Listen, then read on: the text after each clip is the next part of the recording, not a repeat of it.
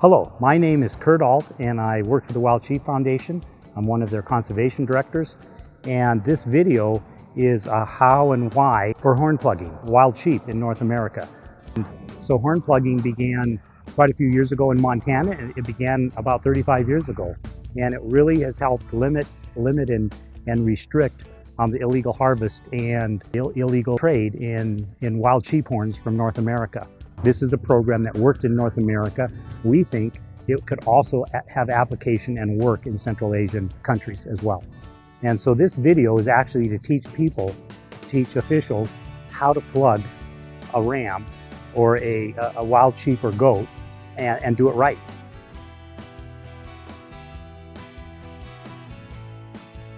Horn plugging is when we put a unique identifier, a metal plug, into a bighorn sheep horn, which is a keratin sheath over a bony protuberance off of the skull.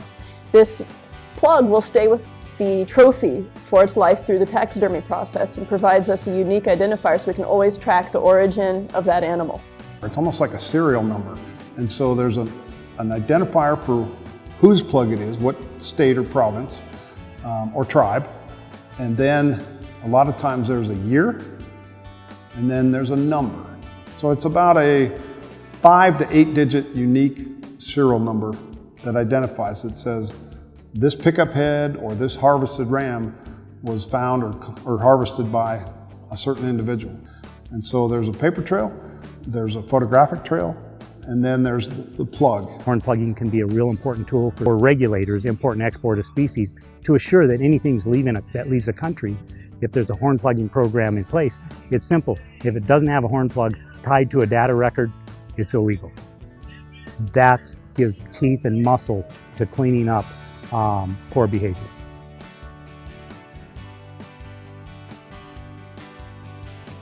This red dot is a trophy sale plug. This ram was collected. I'd radio collared him when he was 4 years old, followed him for the next 4 years until a mountain lion killed him March of 2016.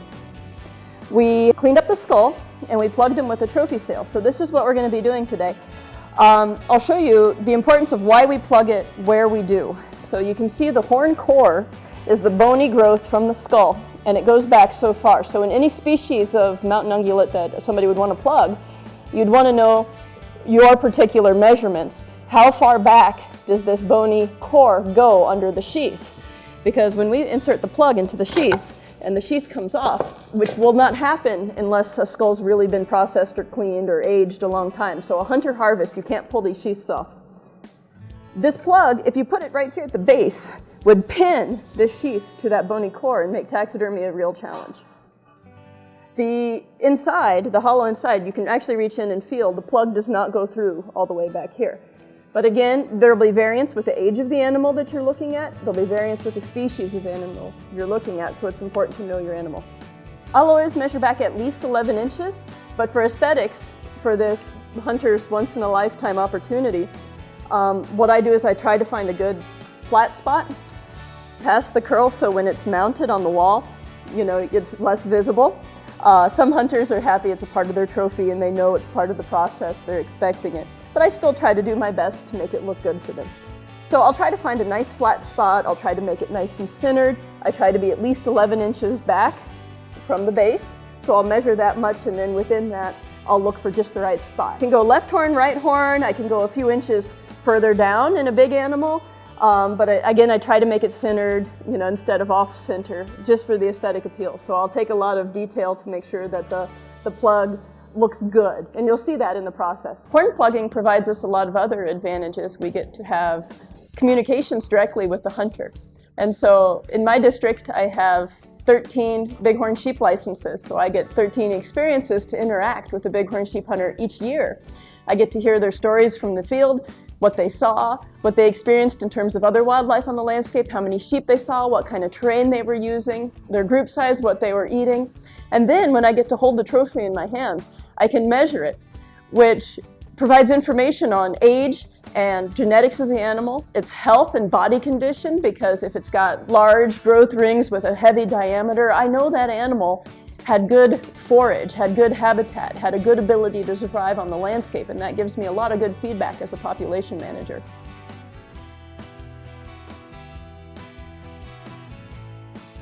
First, of course, you need the plug.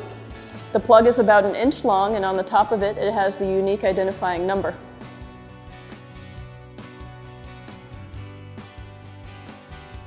Then you need your measuring tape so that you know you go as far back from the base of the horn as you need to. Then you've got your drill. It's just a normal power drill. And you've got a bit that is right measurement. We obtained these bits from the Wild Sheep Foundation. It's got the right measurements, and this is the countersink that will help the plug fit seamlessly into the sheep skull.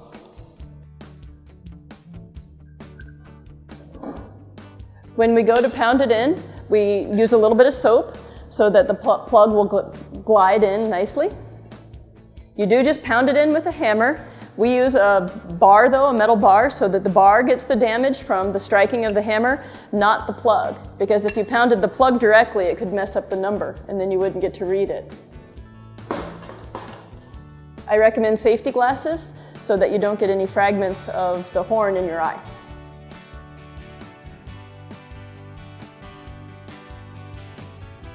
This is the sheep we're going to plug today.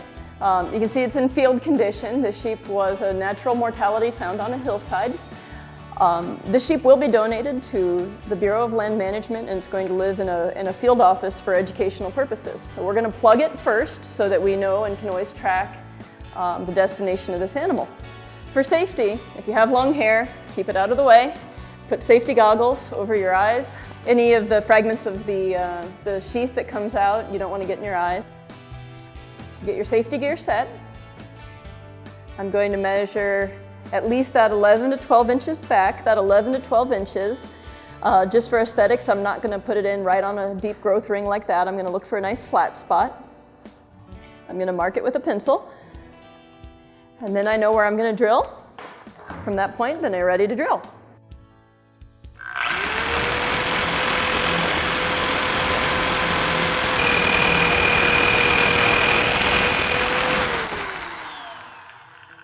This is the genetic material we were talking about earlier. You can keep this for any analysis you might wish to do.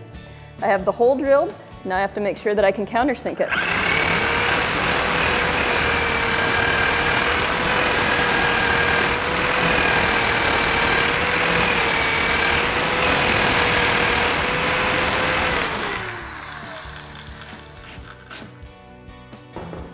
One thing I'll do is make sure that I've been deep enough by inverting the plug and making sure that it's going to fit in nice and flush. Wiggle the outside part of the drill. You want it to fit nice and tight, just like that, and it looks like it's perfectly flush. If the hole wasn't deep enough and the plug was sticking out a little, I'd know I needed to drill again a little deeper. If you've noticed, I've tried to pay a lot of attention to be perpendicular to the horn. You don't want to drill at an angle. Okay, so one thing that helps when you pound it in is to ream out the hole a little bit. I'm not gonna let this tip make a wider hole. I want that hole to be exactly as wide as the plug for the aesthetic of the trophy. But I'm gonna wiggle the drill in this hole to make sure that it's gonna be wide enough that the plug will sink in nicely.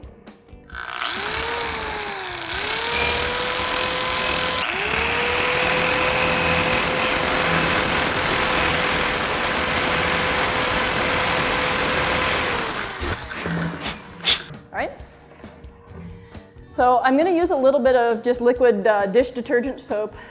It helps it slide in nicely. I'm going to seat the plug, just with my thumbs, push it in, and make sure that the numbers are facing the same direction as the horn's moving, just for aesthetics.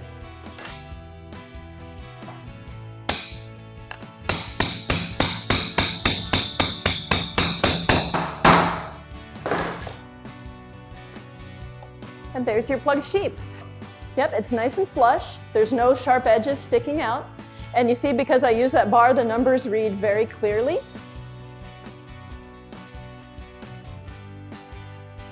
Something to watch out for. You can break a plug.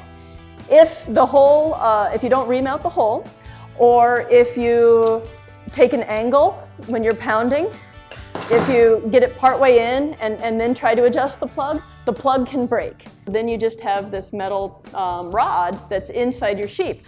What I recommend you do is find a smaller drill bit, a very fine bit one, and this is a soft metal. You can actually drill out that plug, and once you've got it drilled out, you can get a new plug, pound it right in, and the trophy integrity is just the same. It will work just fine. There we go.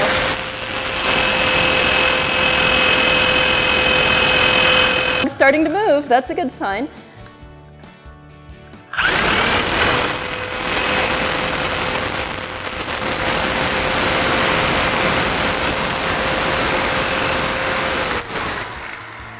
I can't quite get it out yet. Let me go to a slightly, I'm going to go to the next gauge up.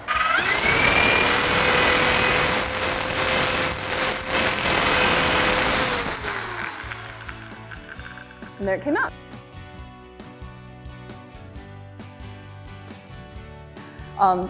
I recommend if you're learning, it's a good place to practice or train is if you have natural mortalities, vehicle collisions, disease event die-offs. That's a good place to start to learn before you move right into a large trophy animal. But really, this is a low-risk procedure.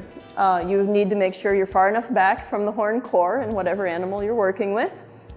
And then once you start the process, the big things you need to make sure is do your best not to break the plug, but if you do, it's not the end of the world. Again, you can drill it out, get a fine bit drill. It's a soft metal. You can drill it right out from the center and put in a new plug and it'll look fine.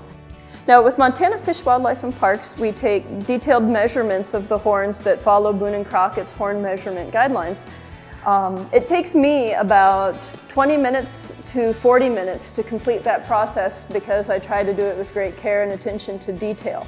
That's just the measuring process. From that point, the plugging process takes 10 minutes or less. What's made it successful is the states and provinces, the jurisdictions in North America have all agreed to conduct horn plugging on rams that are harvested, which makes it effective over a large area. And so in North America, states and provinces with their authority over wildlife are much like countries in other parts of the world because states and provinces have a fairly strong autonomy and authority over wildlife that resides in their states or provinces. So they all operate almost like countries in terms of their jurisdiction. And so the state has to adopt the process or the procedure for it to work in a state. So the states and the provinces have gotten together and they've adopted that. In other parts of the world, it would be countries getting together.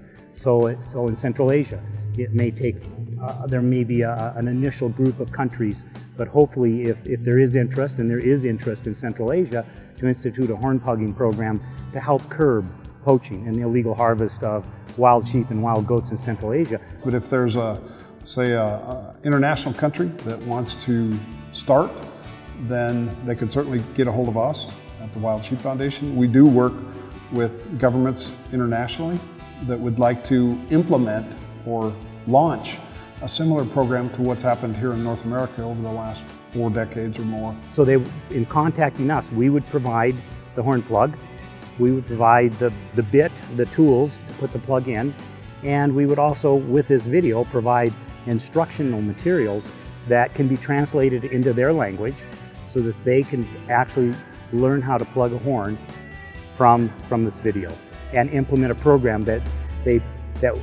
they are seeking to implement and we think would be helpful in curbing illegal harvest.